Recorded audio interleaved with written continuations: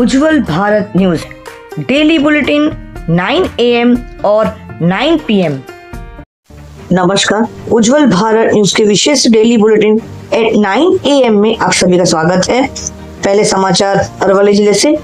महिला police station की police inspector DJ Prajapati और उनकी शी टीम ने अरवली जिले के में चल रहे डी-मार्ट मॉल बोड़ासा का दौरा किया और मॉल में काम करने वाले 50 महिला कर्मचारियों से मुलाकात की और उन्हें काम की जगह पर महिलाओं का यौन उत्पीड़न यानी जो रोकथाम एक्ट 2013, समान वेतन एक्ट 1976, फैक्ट्रीज एक्ट और 1948 घरेलू हिंसा रोकथाम एक्ट 2005 और अशुभ प्रदर्शन यानी रोकथाम एक्ट 1986 के तहत प्रावधानों के बारे में बताया। ब्यूरो रिपोर्ट हिमांशु भाई व्यास जी, अरवली जिले से।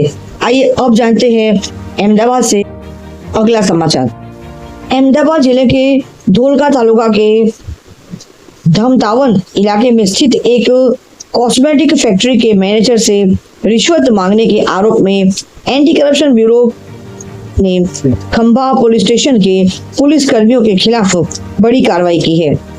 मिली जानकारी के अनुसार खंभा पुलिस स्टेशन के भावेश भाई, कमलेश भाई उर्फ रोबोट और रंजीत भाई समेत रिश्वतखोरी के ऊपर कार्रवाई की गई। जय भीम, जय जोहार, जय माताजी। अमदावादના નરોડા પોલીસ સ્ટેશન ખાતે એક ગંભીર બનાવ બન્યો છે। આ બનાવમાં નરોડા પોલીસ સ્ટેશન દ્વારા 000 કામગીરી કરવામાં આવી છે। આપણી સાથે બે બહેનો છે, જેમાંથી એક બહેન ઠાકોર સમાજમાંથી આવે છે, બીજા બહેન આદિવાસી સમાજમાંથી આવે છે। આ બંને બહેનોની દીકરીઓની ઉંમર, એક બહેનની ઉંમર છે 13 વર્ષ અને બીજી દીકરીની જે ઉંમર છે અંદાજે 15 વર્ષ। આ બે દીકરીઓ 15 દિવસથી વધારે સમય થઈ ગયો લાપતા છે। શંકા એવી છે કે કોઈ અન્ય વ્યક્તિઓ, અન્ય ઈસમો તેમને ભગાડીને લઈ ગયા છે।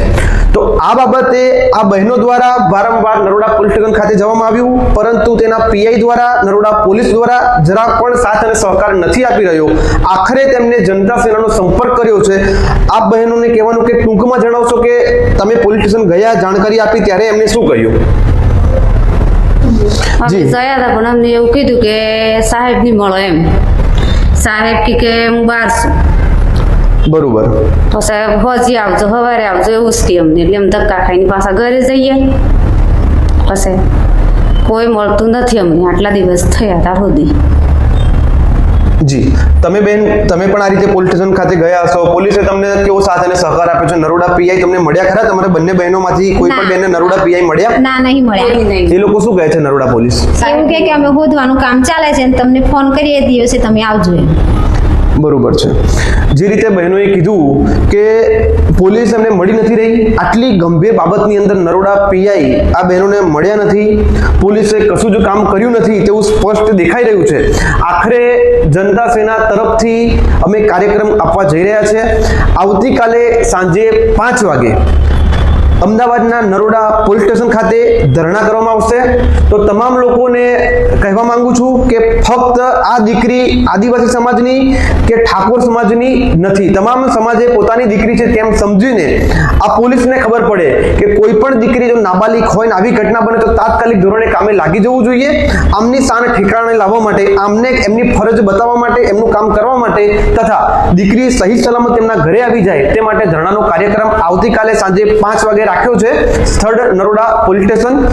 સૌ લોકો, આગેવાનો, કર્મશીલો, કાર્યકર્તાઓ તમામ લોકોને સાથ અને સહકાર આપવા માટે વિનંતી।